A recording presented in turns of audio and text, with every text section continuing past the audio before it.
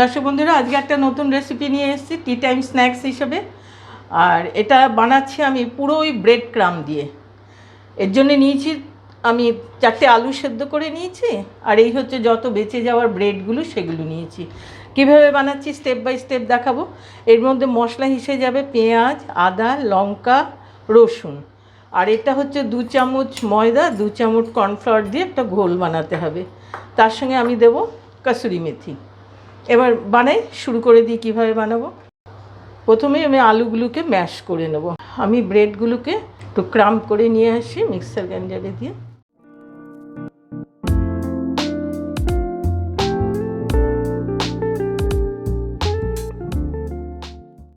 দর্শক বন্ধুরা, আমি এইভাবে ব্রেডগুলোকে গুঁড়ো করে নিয়েছি। এই ব্রেড দিয়েই আমি এটা বানাবো, আবার এই ব্রেডেই কোটিং করব। কোট করতে এই ব্রেডই দেবো। আমি ব্রেড ক্রাম্বটা এর মধ্যে দিয়ে নিয়েছি। এবার এর মধ্যে যে যে মশলা কুচিয়ে রেখেছি সেগুলো সব দিয়ে দেবো।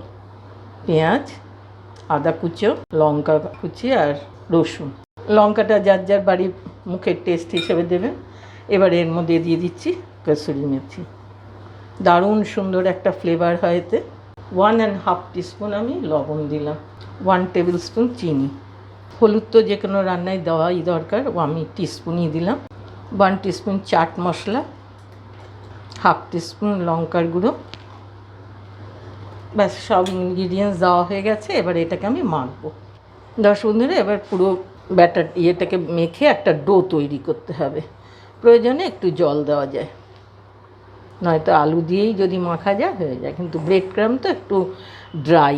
আমি এখানে এইটুকু জল নিয়েছি, একটু জলের ছিটে দিতে হবে। ব্রেড ক্রাম্ব ড্রাই বলি এইটুকুই দিতে হবে, আর লাগবে না। আমি এইভাবে ডায়মন্ড শেপ বানালাম।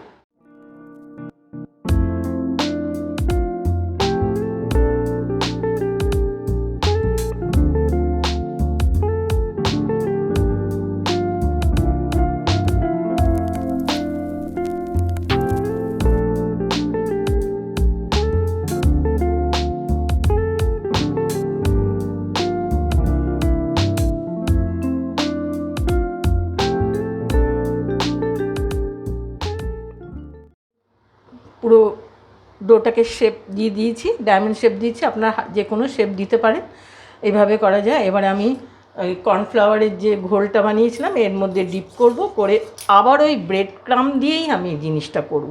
এটা কিন্তু কাঁচা ব্রেড ক্রাম্ব, যেটা এর মধ্যে দিলাম ওই রকমই।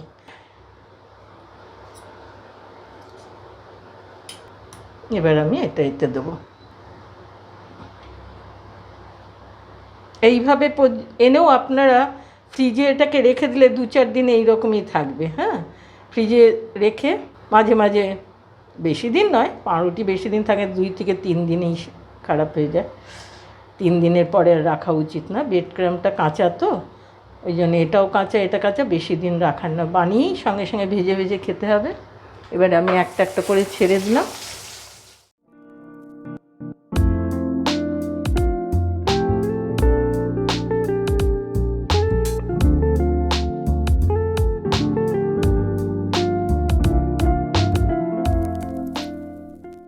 ব্রেড ক্রাম্ব আর ব্রেড দিয়ে আরও বহু রেসিপি আমি দিয়েছি আপনাদের দর্শক বন্ধুরাও, ডেসক্রিপশন বক্সে দেওয়া আছে, আপনারা দেখে নেবেন। এটা আর একটা একটু আলাদা। কম আঁচে ভাজতে হবে প্রথমে, তাহলে ভালো ভাজা হবে। দর্শক বন্ধুরা, আমার এই ভাজাগুলো এইভাবে দেখুন। আমি কিন্তু প্রচুর তেল দেইনি, তেলটাও কিন্তু প্রচুর খেলো না। বেশ জিনিসগুলো ভাজাও হয়ে গেল।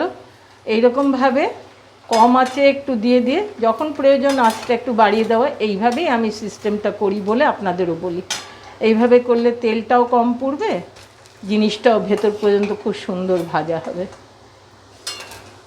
দর্শক বন্ধুরা, আমার কাটলেটটা হয়ে গেছে। এর নাম দিয়েছি আমি ব্রেড ক্রাম্ব কাটলেট।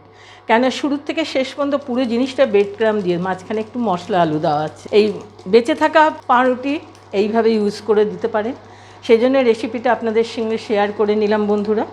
ভালো লাগলে লাইক করবেন, সাবস্ক্রাইব করবেন, বেল আইকনটা টিপে দেবেন, অনেকের সঙ্গে শেয়ার করবেন। বন্ধুরা, এই রেসিপিটা বাড়িতে বানিয়ে সকলের সঙ্গে বসে চায়ের সময় খেতে পারেন। বাচ্চাদের একটা ভালো টিফিনও হয়ে যায়, আজকের মতো রাখছি, আবার নতুন রেসিপি নিয়ে আসবো।